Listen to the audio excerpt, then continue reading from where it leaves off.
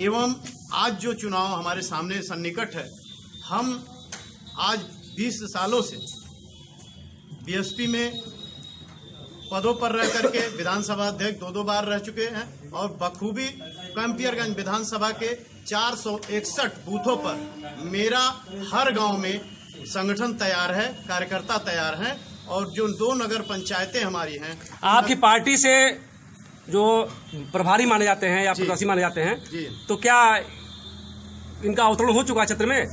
जी, high command का मेरे जो निर्देश होगा, नेतृत्व का जो निर्देश है, मुझे उसका अक्षर से पालन फिलहाल किसी के नाम की चर्चा है क्षेत्र में? नहीं, अभी नहीं। अभी इनको बताया गया है हमको जिले से कि हाँ इनको मतलब आपके बगल में जो राजेश पांडे जी हैं जी, तो अभी तो ये संभावित ही माने जा रहे हैं, अभी घोषणा नहीं हुई।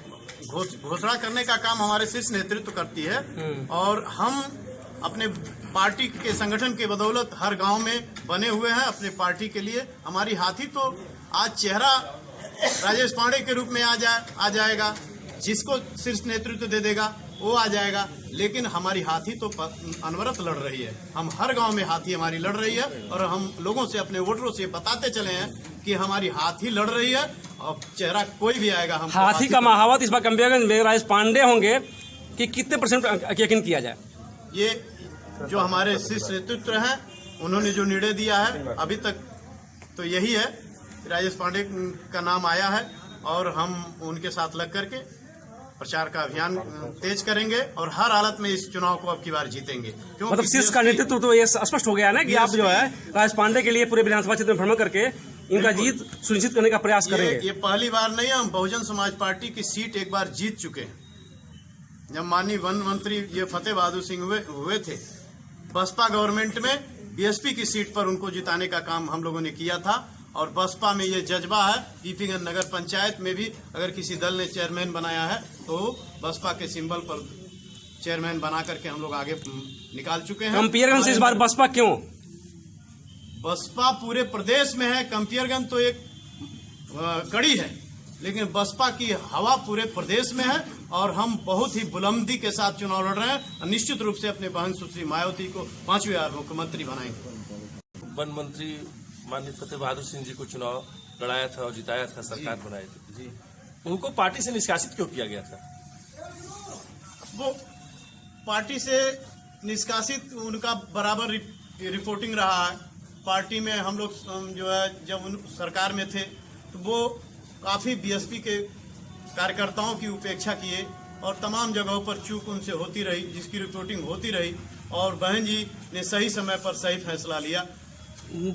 जैसे कि अभी पिछले जो ये बरसात का मौसम आया था जी, तो भारतीय जनता पार्टी के सदर विधायक राधा मोहन दास अग्रवाल जी ने एक आरोप लगाया था उन पर ये आरोप लगाया था, वो एक्सीएन और भाजपा के विधायक बीच में कुछ चल रहा था, अंदरूनी लड़ाई चल रही थी, तो उसमें उन्होंने एक आरोप लगाया था कि 500 कुछ करोड़ के घोटाले में बहुजन समाज पार्टी ने शायद निष्कासित किया था, ऐसा कुछ आरोप लगाया था जो सुनने में आया था। इस आरोप की क्या सच्चाई है? इसकी पूरी जानकारी हमको नहीं है। जो भी आरोप रहे होंगे रिटर्न होंगे, वो विभागीय मामला है, उसको आप पता कर लेंगे दूसरे एंगल से। लेकिन हमको जो पता है कि हम उपेक्षित थे, इसलिए जो है बहन जी ने उस बात का निर्णय लिया। 2017 के विधानसभा को चुनाव को जी और 2022 के विधानसभा चुनाव को आप किस नजरिए से देख रहे हैं? क्योंकि उस 2017 में भी आपने लड़ा था चुनाव जी और 2022 में भी लड़ने जा रहे हैं, इन दोनों चुनाव को आप किस नजरिए से देख रहे हैं? दोनों चुनाव उस समय कुछ दूसरे तरह का माहौल और लहर था। अब की बार ऐसा नहीं है। अब की बार पूरी तरह से जनता सपा और भाजपा दोनों की सरकारों को देख चुकी और बहन जी की सरकार को भी देखी है। बहन जी के एक एक कार्यों को जनता याद कर रही है और निश्चित रूप से समतामूलक समाज की स्थापना और बहन जी जैसा निर्णायक जो कार्य उनका था, जो प्रशासनिक व्यवस्था उनकी थी, उसके जैसा कोई सीएम नहीं उतरा है। इस बात की चर्चा अन्य दल वाले भी कहते हैं कि सीएम तो बहन जी ही अच्छी थी और उनके जैसा कोई शासन नहीं चलाया। इसलिए आज के दृष्टिकोण में बीएसपी के पक्ष में जनता ने मूड बना लिया है और बहन जी को ही लाने का मन बना। भाजपा से ही बसपा से मुकाबिल होंगे, आमना सामना बसपा से होगा, आपकी पार्टी से होगा, तो इस बार कुछ अलग कैसे है, कैसे आप कॉन्फिडेंस से कह रहे हैं कि हमारी जीत होगी? हम व्यक्ति से नहीं लड़ रहे हैं, हम व्यक्ति से नहीं लड़ रहे हैं। आज हम विचारधारा से आज का वर्तमान सरकार है, सरकार की विचारधारा जो जनता के बीच चल रही है, उससे सारे लोग आक्रोशित हैं। आप यहाँ पर भाजपा से लड़ेंगे या फतेहबाजू से लड़ेंगे? हम बीजेपी से लड़ेंगे। अब बीजेपी का जो कैंडिडेट है तो आम तौर से वही हुआ।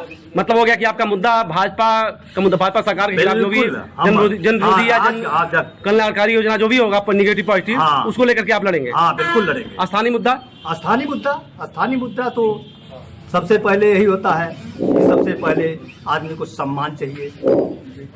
आपने सामाजिक गठबंधन की बात की। हाँ, 2019 के लोकसभा चुनाव में हाँ, आपका गठबंधन समाजवादी पार्टी के साथ था। हाँ।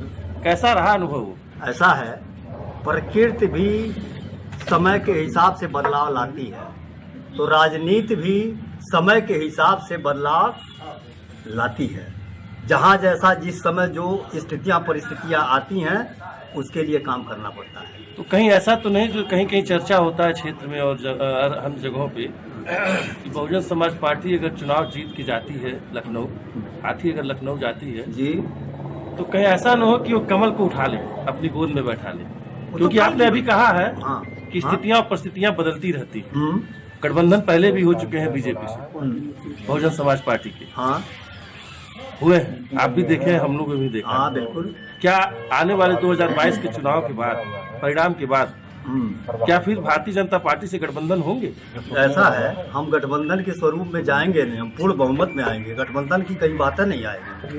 कंपियरगंज में ब्राह्मण ही क्यों, निषाद क्यों नहीं, जायसवाल क्यों नहीं? हम दो बात सुन लीजिए। हाँ। कंपियरगंज में ब्राह्मण ही क्यों, निषाद क्यों नहीं, जायसवाल क्यों नहीं, शहीदवाल क्यों नहीं, या अन्य कोई बिरादरी क्यों नहीं? अच्छा, इसमें ऐसा है, निषाद की संख्या इस पर 1 नंबर पर रहा, लेकिन यहाँ पर बहुजन समाज पार्टी ने 2-2 बार यहाँ पर अपना देख लिया। उसके बाद दूसरे नंबर पर हमारे दलित समाज हैं, दलित समाज के बाद ब्राह्मण समाज है, तो ब्राह्मण समाज के चेहरे पर हम अपना अब की बार हमारी बहुजन समाज पार्टी की मुखिया बहन कुमारी मायावती ने अब की बार शोध कर रही हैं कि ब्राह्मण समाज का ऑलरेडी इनको जिम्मेदारी दिया है कि क्षेत्र में जाओ, अपना परचम लहराओ। कहीं ऐसा तो नहीं कि जैसे भारतीय जनता पार्टी समाजवादी पार्टी रस्साकसी कर रही है ब्राह्मणों के नाम पे, बहुजन समाज पार्टी भी उसी लाइन पे उतर गई? नहीं, ऐसी बात नहीं।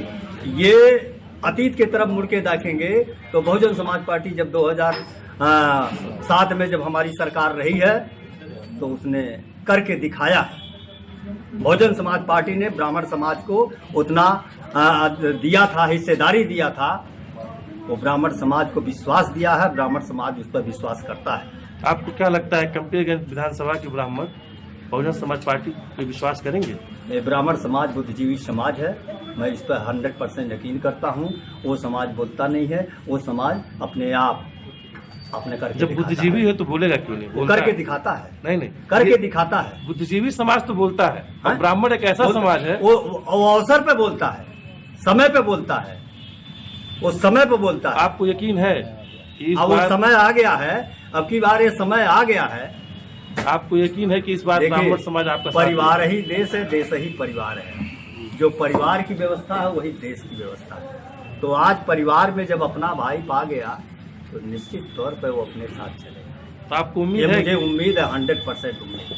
चलिए, हम आपकी आई आशा और उम्मीद के साथ बहुजन समाज पार्टी ने इस पर शोध करके इस समय राजेश पांडे को जिम्मेदारी दिया है यहाँ का नेतृत्व करने के लिए।